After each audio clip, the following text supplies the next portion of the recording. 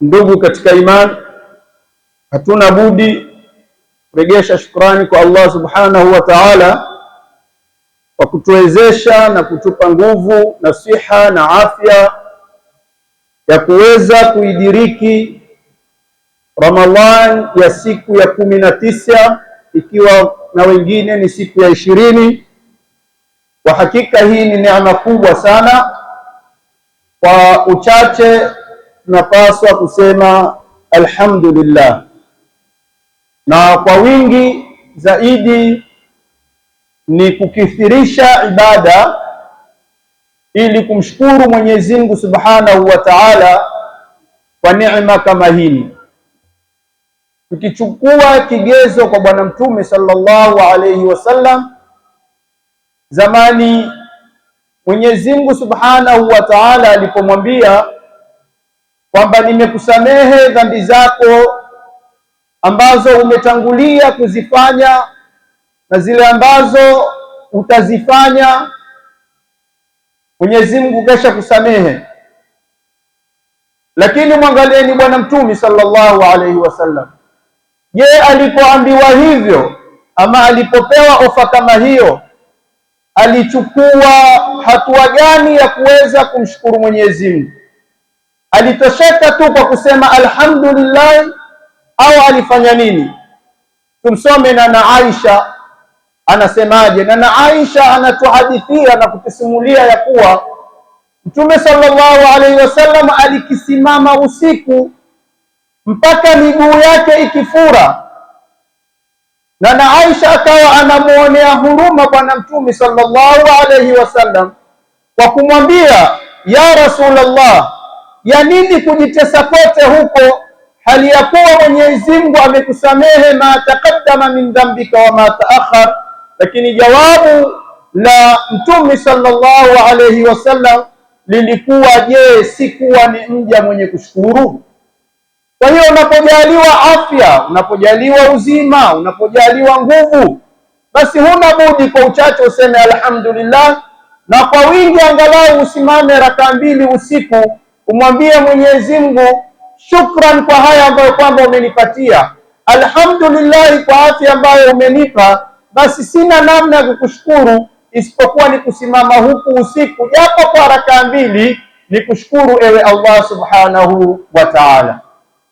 Darsa kama hii huwa ni ya shekhe letu, kiongozi wetu, daktari wetu, lakini amepata dharura kidogo na amepiga simu ya kwamba isipite huu wakati bila ya kukumbushana. Kwa hiyo kufuata amri yake kwetu sisi ni wajibu. Innal imtithal al-amr khairu min suluki al-adab. Kupitia kwa Sheikh Mbarak na Mr. Said tumeamrishwa kidogo tuweze kukumbusha 2 matatu ili kuweza kuhifadhi huu wakati. Tutatembea na hadithi ya Ka'ab. Mtume sallallahu alayhi wasallam aliingia msikitini kwake, akatoa amri ya kwamba niekeeni mimbar. Aingia msikitini, Kaaba asema, mara asikia sauti Mtume sallallahu alayhi wasallam asema niekeeni mimbar. Masahaba wakafanya, wakaweka mimbar. Mtume sallallahu alayhi wasallam akapanda daraja cha kwanza. Alipopanda daraja ya kwanza ya ile mimbar, akasikika kwa sauti akisema amin. Masahaba wakashangaa, amini hii Mtume anaitikia, lakini hatujasikia dua yoyote ikiombwa. Ar-Rasul sallallahu alayhi wasallam akapanda daraja ya pili, ikasikika amin. Masahaba wakashangaa vile vile, na kidaraja cha tatu vile vile Bwana Mtume alipopanda akasikika akisema amin. Sahaba kama huyu atuhadithia, atuambia, falamma nazala qulna ya Rasulullah laqad sami'na minka al-yawm shay'an ma kunna nasma'uhu. Tumekusikia leo ukisema kitu ambacho kwamba hatujawahi kusikiapo, kwa maana hili ni jambo geni kwetu sisi. Na tabaan masahaba walikuwa wana tabia, wanapoliona jambo geni kwa Bwana Mtume walikuwa wana ile hamu ya kutaka kujua jambo hili, mbona ni geni? Hebu ya Rasulullah tufahamishe. Kwa hiyo aliposhuka Bwana Mtume katika ile mimbar, masahaba wakawa wana hamu ya kutaka kujua kwa nini vidaraja vyote vitatu Mtume alisikika akisema amin, amin, amin. Na hapa tunataka tuchukue funzo, japokuwa hatutomaliza zote tatu, lakini mbili au moja tuweze kutoka nalo siku ya leo. Ar-Rasul sallallahu alayhi wasallam qala, akasema inna Jibril alayhi salam atani faqad. Mtume sasa ahadithia zile amin tatu masahaba walizozisikia, Mtume sallallahu alaihi wasallam azihadithia, asema hakika Jibrili amenijia mimi. Faqala, akasema raghima anfu rajulin, maana yake ni kwamba amekalia mbali. Na hapa nataka tusikie kwa makini, kwa sababu ni hasara ambazo kwamba sisi tuko nazo leo. Asema Jibril ameambia mimi amekatia mbali na rehma ya Mwenyezi Mungu, kwa maana au tafsiri nyepesi, amehasirika, amepata hasara, amekaa mbali na rehma ya Mwenyezi Mungu. Mtu gani huyo? Yule ambaye kwamba adraka shahra Ramadhana, ameupata mwezi mtukufu wa Ramadhani. Kisha maana sote hapa alhamdulillah tumeudiriki mwezi mtukufu wa Ramadhani, tuko mpaka 10 la mwisho sasa, wengine tukiwa katika katika tarehe 19. Mtume sallallahu alaihi wasallam akasema falam yughfar lahu. Angalieni kwanza vitu viwili hapa, ndugu zangu katika imani, hasa mashababu, sisi tunaolala tuzingatie haya. Zingatia anayeomba dua ni nani na anayeitikia amin ni nani. Usisome mujarabu wa kusoma tu hii hadithi, angalia huyo anayeomba dua ni nani, kisha dua hii imeitikiwa na nani. Pazito hapa. Anayeomba dua ni Jibril. Jibril ni malaika, na si malaika wa daraja za chini, ni malaika wa daraja ya juu kabisa, ndiye anayeomba dua hili. Kisha anayeitikia amini ni Bwana Mtume Muhammad sallallahu alayhi wasallam. Dua hii ina uzito kiasi gani? Ni kama leo wewe umuone walii mcha Mungu yupo msikitini masaa 24, ni yeye na Mola wake, kisha uende umwambie niombe na mimi dua, kwa maana umeona uzito fulani kwa yule mtu ukaomba akuombe na wewe dua. Lakini sasa angalia dua hii yaombwa na Jibril, kisha anayeitikia amin ni Bwana Mtume Muhammad sallallahu alaihi wasallam. Raghima anfu rajuli, amekaa mbali na rehema ya Mwenyezi Mungu, amehasirika, hana lolote mtu kama huyo. Adraka Ramadhana falam yaghfar lahu, ameidiriki Ramadhani, mwezi mzima yeye yuko ndani ya Ramadhani, lakini ikawa si sababu ya yeye kusamehewa madhambi yake. Dua hii ya Bwana Jibril, Mtume ainua mikono asema amin. Sasa tujiulize swali, mimi nimeipata Ramadhani, sawa. Je, Ramadhani yangu ni kufunga kuanzia alfajiri mpaka magharib, kula na kunywa tu? Kaa chini ujihesabu nafsi yako, maana Ramadhani yaisha. Ramadhani ni kufunga, kula na kunywa peke yake?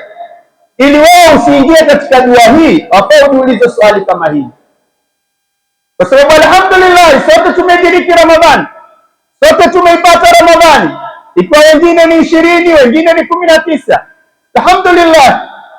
Lakini jiulize, mimi nimeidiriki Ramadhani, nitasamehewa madhambi yangu hali ya kuwa Qur'ani husomi, kwanza, hali ya kuwa mambo ya sunna hufanyi. Sunna kubwa ambayo kwamba iko kwa mwaka mara moja ni tarawih, lakini angalia safu ya kwanza na ya pili wazee peke yake. Wewe barabara uko wapi? Ushakaa ukasema ya kuwa kwa nini mimi nakosa tarawih? Kwa nini mimi sisomi Qur'an? Kwa nini mimi sileti istighfar? Kwa nini mimi sikae itikaf?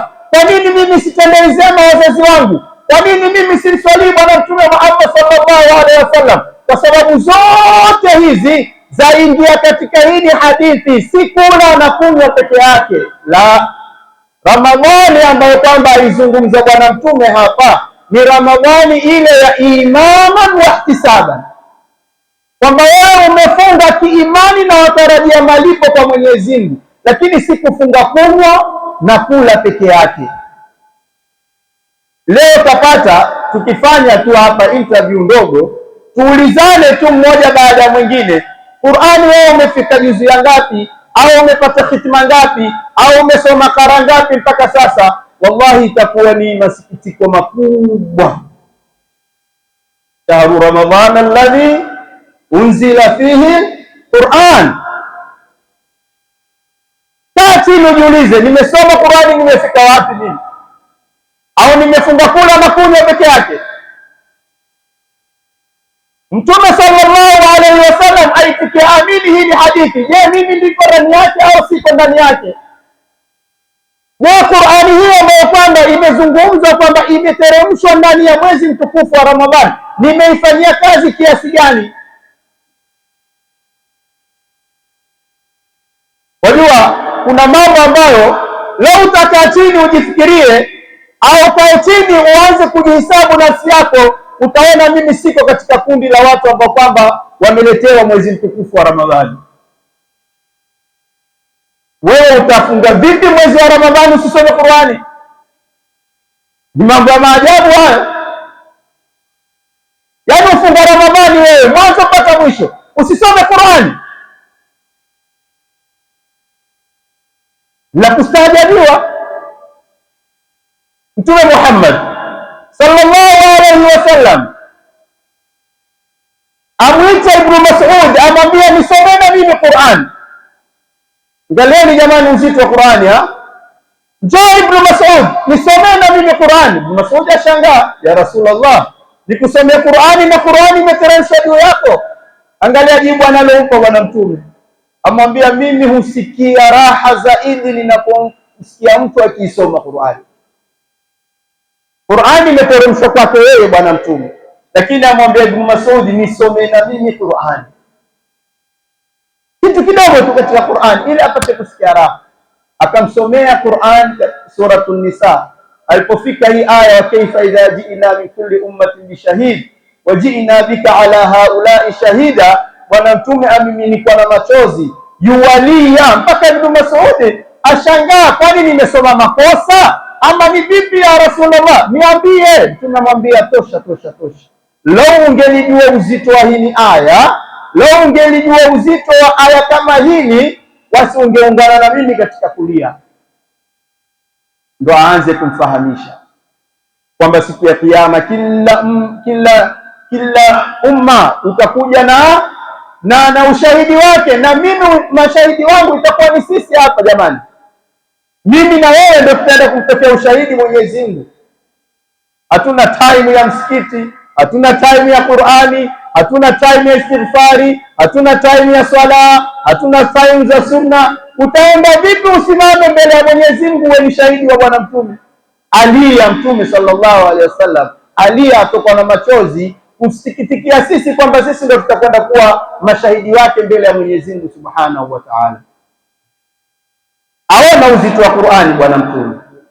Law anzalna hadha alqur'ana ala jabalin la ra'aytahu khashi'an mutasaddian min khashyati Allah wa tilka al-amthalu nadribuha lin-nas.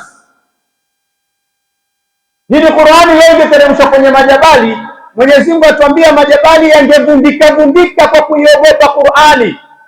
Mimi na wewe tuko katika mwezi mtukufu wa Ramadhani, habari hatuna na Qur'ani. Mtume atasimama mbele ya Mwenyezi Mungu asema, inna qaumi ittakhadhu hadha alqur'ana mahajura, atakwenda kukushtaki. Wewe usikae tu ukaona mambo pita tende siku 30 ziishe. Wallahi mtume atakwenda kukushtaki mbele ya Mwenyezi Mungu. Tuipatilize Ramadhani ili sisi tuingie katika hii hadithi na hii kauli ya Mwenyezi Mungu ya Mtume sallallahu alaihi wasallam. Moja ni kuisoma Qur'ani, ndio tutaweza kusamehewa madhambi yetu katika mwezi mtukufu wa Ramadhani. Tuswalini swala za sunna, hasatan tarawih. Imeburwa leo tarawih, imeburwa hasa na mabarobaro. Utapata walioko safu za mbele ni wazee akhirul umri. Mimi na wewe tuko kwenye sehemu nyingine na ni maarufu, haina haja kutajwa. Amini ya pili, Mtume sallallahu alaihi wasallam awapa habari masahaba, asema Jibril ameniambia mimi amekhasirika yule ambaye kwamba ataraka abawaihi, amewapata wazazi wake wawili na isiwe ni sababu ya yeye kuingia peponi. Yani baba yuko hai, mama yuko hai, huwatendei zema ili wewe upate kuingia peponi. Na haya twayaona na haya twayasikia. Someni Qur'ani namna ilivyotukuza wazazi wawili, wa qadha rabbuka an la ta'budu illa iyyahu wa bil walidaini ihsana. Tuwatendezema wazazi wawili. Jibril aomba dua, mtume aitikia amin, kwamba mtu ambaye kwamba atapata wazazi wake wawili wako hai duniani kisha isiwe ni sababu ya yeye kuingia peponi, mtu huyo amehasirika na amekaa mbali na rehema ya Mwenyezi Mungu. Sisi tuna nguvu zetu, tuna pesa zetu, baba na mama tuwachukua tuwapeleka kwenye jumba la wazee wakaangaliwe. Hasara. Hasa katika mwezi wa Ramadhani, fanya mara mbili kuwatendea wema wazazi wako. Wallahi ni raha iliyoje. Mama yako afurahi, moyo wake yatabasamu kwa sababu yako wewe. Baba yako roho yake yatabasamu kwa sababu yako wewe. Na ni huzuni iliyoje wazazi wako nyoyo zao za vuja damu ya machozi kwa sababu yako wewe. Wazazi wawili ndio sababu ya wewe kupata pepo ya Mwenyezi Mungu. Lakini leo mambo yamekuwa ya kimagharibi, twaiga, twaletea na sisi tutachukua. Yaani huna time. Hapa nakumbuka kisa kimoja, kijana alilelewa na wazazi wake, akawa ametajirika, ana kila nafasi katika ulimwengu. Na nikisema kila nafasi, na maana anaweza kufanya chochote atakacho kwa sababu senti anazo. Siku hiyo ikapitia kwenye akili yake, mama njoo, kaa hapa chini na mazungumzo na wewe kidogo, nataka kukulipa wema wako. Mamake akamwangalia, kweli mwanangu? Nataka kukulipa wema, sema utakacho. Ni ghorofa ya dhahabu, ni gari la dhahabu, ukitaka nikutengezee barabara yako wewe peke yako, sema chochote utakacho, mimi nataka kulipa wema ulionitendea. Mama yake akamwambia, haina haja kujitia hasara, Jumapili nitakuwa nipeleke ufuoni beach. Mtoto akashangaa, Jumapili wapi? Beach tu basi, nipeleke tutembee kidogo kiasi ya jisaji moja alafu nirudishe. Sawa sawa. Kachukua gari la kifakhri ampeleka mamake beach. Akili yake ni kwamba yuwalipa wema wa mzazi wake. Peleka gari lile mpaka ufuoni, wakateremka. Akamwambia, haya mwanangu, wewe simama upande huu, tutembee pole pole. Wakaenda. Baada ya hatua chache, mama akaiona meli kwa mbali, ajua kwamba ile ni meli, lakini akamuuliza mwanae, mwanangu, ile ni nini? Mtoto akamwambia, mama, ile ni meli, ile ni meli. Sawa, twende. Baada ya dakika 5, 6, 7, mwanangu, ile ni nini? Kijana shangaa, mama, ile meli. Mara ya ngapi hiyo? Mara ya pili. Wakatembea tena, kufika hatua chache, mama amuuliza, mwanangu, ile nini? Mama, nawe nakwambia mara kwanza ile meli. Mara ngapi nikwambia meli? Kwambia, je, wewe watakulipa wema wangu? Ninakuuliza mara ngapi? Mara 3 tu, ushasinyika wewe. Sasa ngoja nikupele tarehe yako. Barabarani mimi na wewe tulipokuwa tukitembea, wewe ni mdogo, uniuliza mama, ile nini? Nakwambia ile tuktuk. Kifika mbele nakwambia ile ni tuktuk. Wachukua kidude wachezea, waangusha, mimi nachukua na kurudishia. Sikusinyika hata dakika moja. Mimi ninakuuliza mara 3 tu, leo wewe ushasinyika. Je, utaweza kulipa wema wangu wewe? Adaraka abawai, tumediriki wazazi wawili, basi iwe ni sababu ya sisi kuingia wapi? Kuingia peponi.